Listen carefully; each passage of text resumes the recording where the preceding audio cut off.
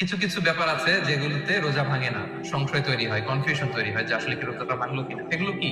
এক নম্বর হচ্ছে ভুল করে যদি কেউ খায়। দুই নম্বর হচ্ছে, এটা বিবাহিতদের জন্য, বিবাহিতরা ফিজিক্যাল ইন্টারকোর্স যদি করে, দেহ থেকে সিমেন আউট হলে রোজা ভেঙে যায়, কিন্তু স্বাভাবিক মেলামেশার সাথে রোজা ভাঙে না। তিন নম্বর, ওয়েট ড্রিম, বাংলায় বলে স্বপ্ন দোষ।